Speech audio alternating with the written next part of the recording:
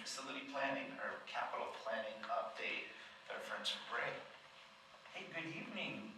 How are you doing tonight, Ryan? Doing well, thanks for having me. Well, you're here. Let me quickly turn up the volume here. If it's okay with you, I've gone ahead and I've turned up, started the recording on this. Let you see some of our board members here. There we go. And I think we're ready to go. All right, well, great to be here. Thanks for having me this evening. I'm excited to provide another update to the board for the projects that we're doing with the district. We'll start out with a quick review of the schedule, as we typically do. We're about halfway through the design schedule. As you can see here, we are starting work on some of the other projects, the reroofing of the IC, the renovations at the middle school from a design and documentation standpoint. And then in the fall, we'll do our general contractor pre-qualification to prepare us for bidding in early 2026. Here's a snapshot of where we are within the 3 phases of the design schedule. So we've just started construction documents and wrapped up design development. We're engaging more and more with our engineers, looking to present the interior design in a couple weeks and have some snips, a sneak peek of that this evening. And then we'll be working on the documentation specifications, final engineering coordination, and local approvals throughout the construction document process. We're actually meeting with the village twice this coming Wednesday, and I'll hit on that more in a little bit. As you can imagine, the staff engagement has been a little less during the summer as they enjoy their time away, but we are still engaging with users when needed. We have a kitchen meeting this week and continue to meet regularly with the core planning team as the project progresses. We're working on finalizing the DD design development budget update. We've had, I'd say, some ups and downs, but generally are still on target with the overall referendum budget. So that is positive. We'll be reviewing that in more detail with the core planning team at our next meeting. We've been working through finalizing the scope of the JV baseball field relocation. So that continues to develop in partnership with our civil engineer. And we've discussed with the core planning team utilizing the strategy of bid alternates to give us flexibility on bid day to potentially add or remove scope or adjust scope as needed to provide budget flexibility. So that's something we continue to work through with the core planning team. Ryan, would you be okay if I quickly just interrupted to have a comment about the baseball field? One that would be important for the board to know. It's our intent to roll the scope of that work up with the total project, and since that won't go out to bid likely sometime in January, and hopefully break ground on this new field or this new area sometime in May or June, we're going to need to be creative with regard to where our JV baseball team will play going into this next season. That might just be some creative scheduling on our varsity field. It might be looking at alternative locations, but we're already on track to do that. I just wanted to put that out there for the public to let them know that we haven't forgotten about our JV baseball players, but we also know 1 year of temporary pain will lead to hopefully more years of great experiences for our young people. I'm sorry, Ryan. Thank you. No problem. Yeah, it's a great point overall as far as the entire project, because obviously there'll be some phasing within the primary center and the ELC site overall over the course of construction. And so, yeah, everybody being flexible for that year or so of construction will pay major dividends with the completed project. So, excited to share some updated design information with the board this evening. So we've got 2 site plans, and I mentioned it earlier, but we are presenting on Wednesday to the Historic Preservation Commission and the Planning commission the Village of Mount Horeb. So some of these documents mirror what we'll be presenting to them. So this is a bit more detail on the site plan than what we've shown previously. You'll see a theme as we go through the plan information this evening. As we've moved out of the design development phase, our team has transitioned from the more conceptual, color-coded plan information to more of the construction document style information. So this is the demolition plan, so you can see a number of hatches indicating where we are removing components of the site, and then in the case of the ELC, ultimately the entire building at the end of the project. We've got some components here, the baseball diamond, the backstop, the current bus drive along the back, and then a number of aspects of the paving.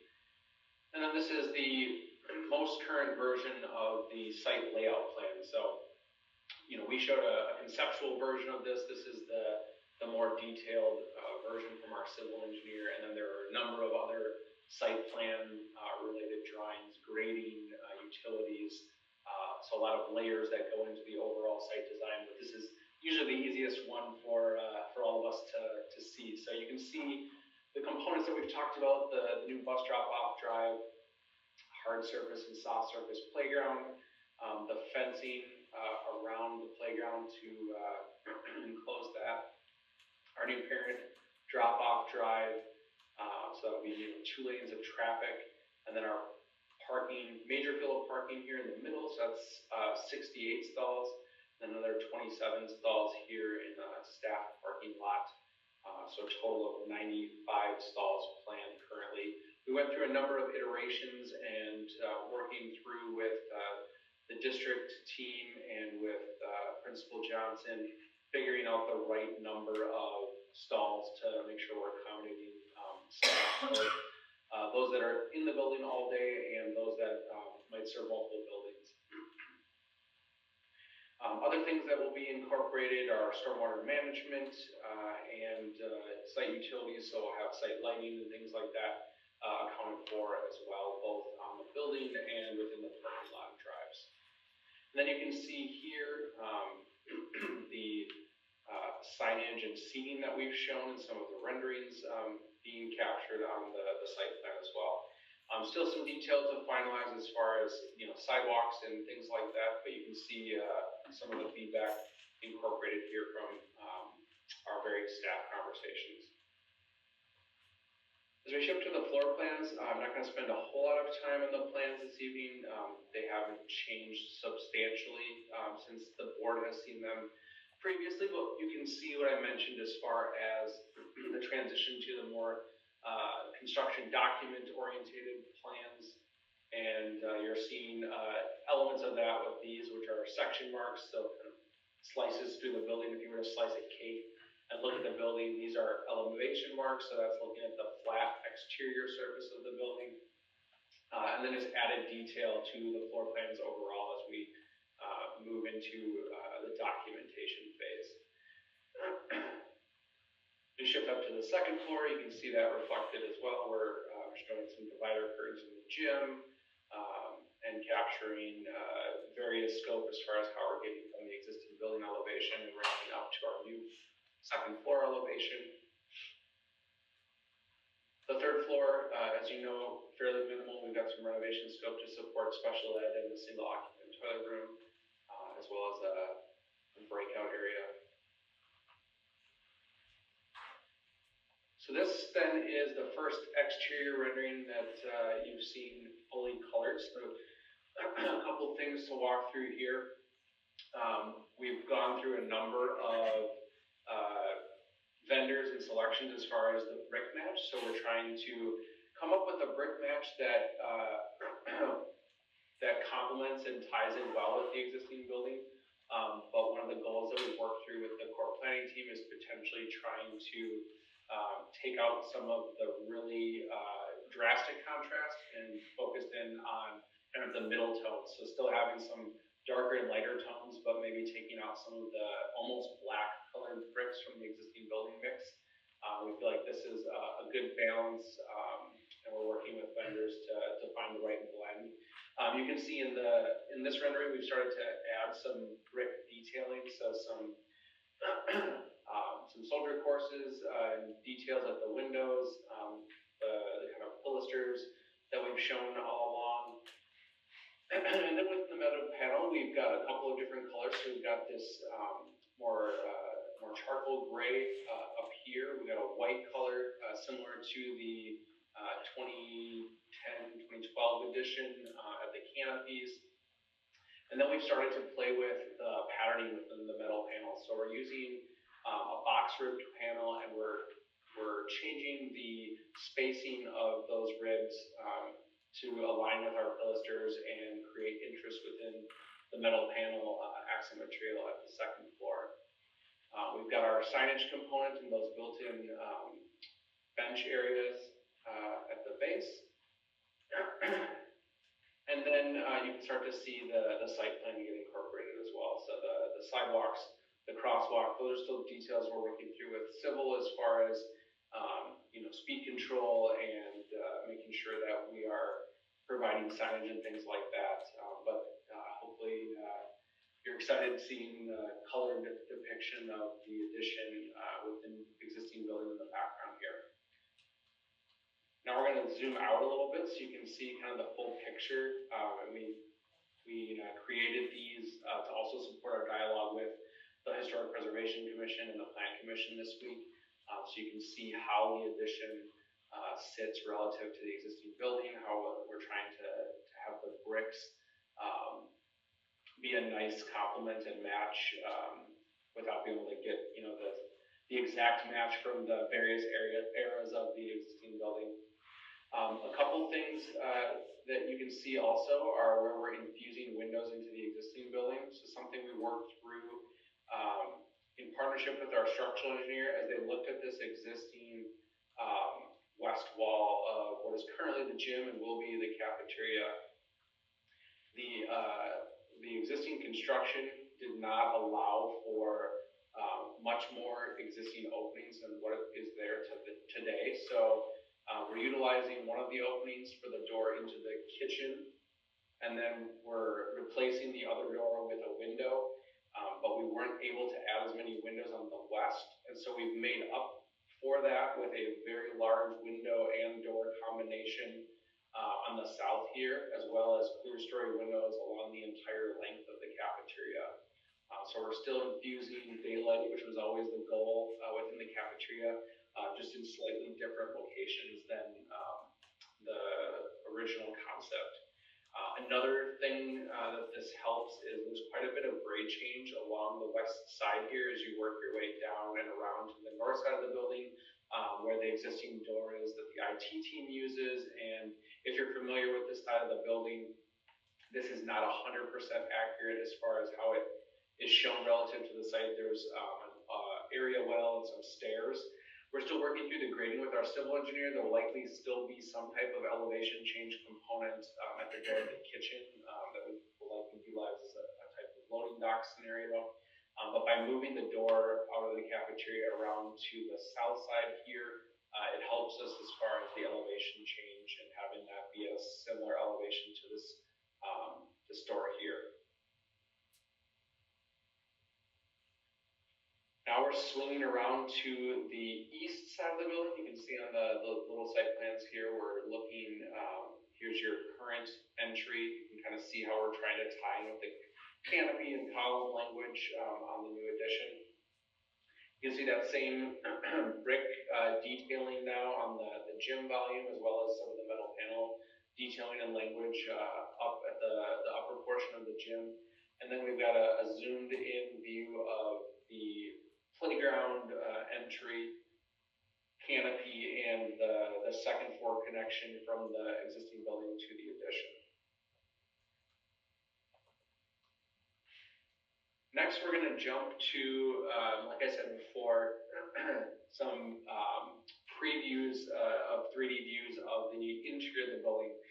So we have not presented the interior design yet in totality, but wanted to share with the district team and with the board and community some views of what the interior is shaping up to look like. And I'll jump to those. Again, these are in process, but starting to give you a feel for the space. We're looking at a number of accent materials, some playful ceiling baffles and wall panels, tying in functional materials that will help with acoustics, with design elements and some of the language that we've been working on in partnership with the core planning team and with our architecture and interior design team. The view on the left is as you walk into our new lobby, so that's the two-story space. You're seeing beyond the glass here, the second floor of the addition where we're connecting to the existing building. This would be the entry to the office and the entry into the building.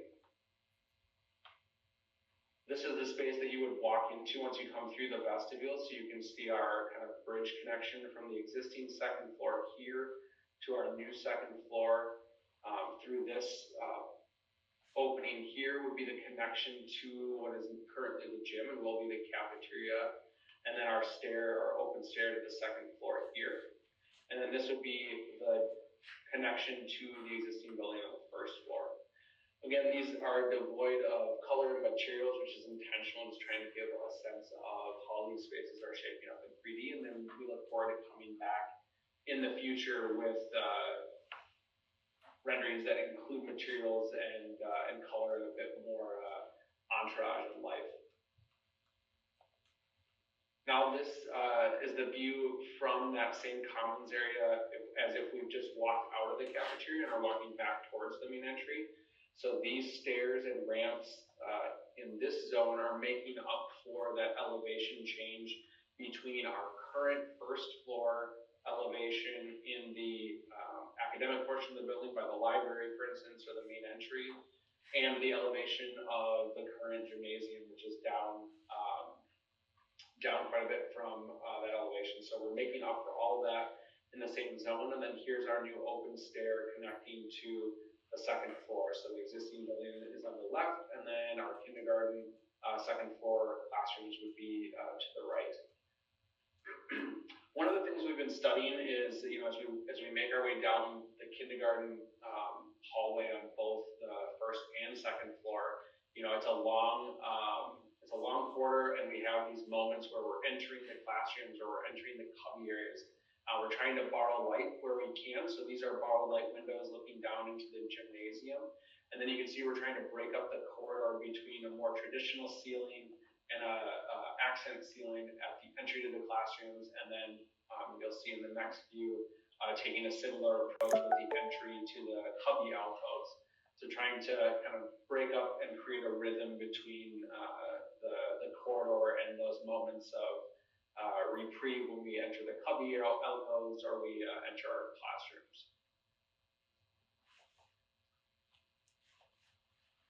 Now we're back out in the commons area. So this is the second floor of that commons. So we're looking towards the kindergarten classrooms here.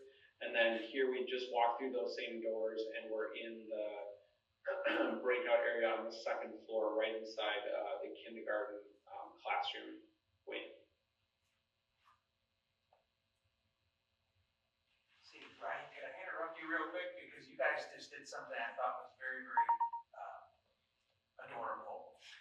Kids of course, are fearful of trolls at this age, but what are ways in which we can connect our foundation, our school community within our schools? And you might notice with these wavy ceilings and all, a look of a cave a bit.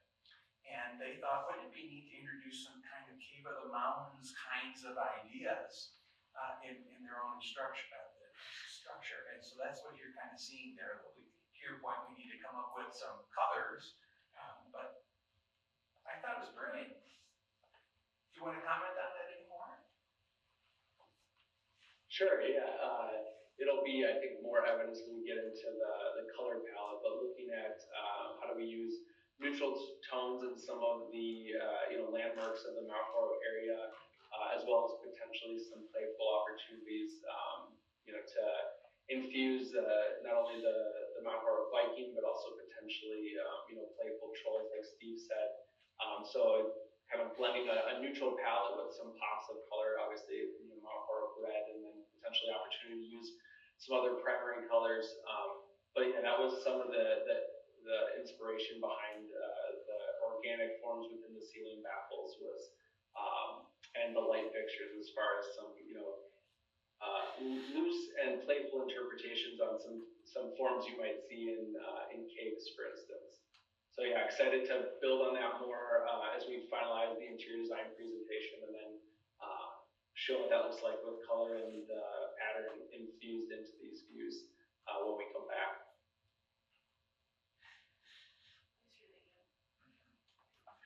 I'm happy to go back to any of those too as we wrap up and as you ask questions or make comments. This slide's really just a reminder. Obviously, we know this is something that you as a board and the district team are talking about. Is what are we going to call the combined primary center and ELC when the project is done? This is something that if we are able to land on something while we're still in design, that's great. We've certainly bid projects where the school name is still unknown, and we have strategies for accommodating that too. We'd likely just pick the longest potential candidate and use that as our placeholder. So maybe that would be Mount Horeb Elementary School, for instance, in this case, which would give us the most letters and flexibility. But when we look at things like signage on the exterior, the interior, and when we think about school branding and identity, the school name obviously plays a huge part in that, and we want to just make sure we're able to accommodate the right number of letters, for instance, on that exterior sign, or when we place signage on the interior. So if there's any additional traction there, feel free to share, but otherwise, again, that was just more of a placeholder and wanting to explain that, the timing, while it is certainly helpful to have the name, it's not critical that we have it before we finalize construction documents if it takes more time to land on the right name.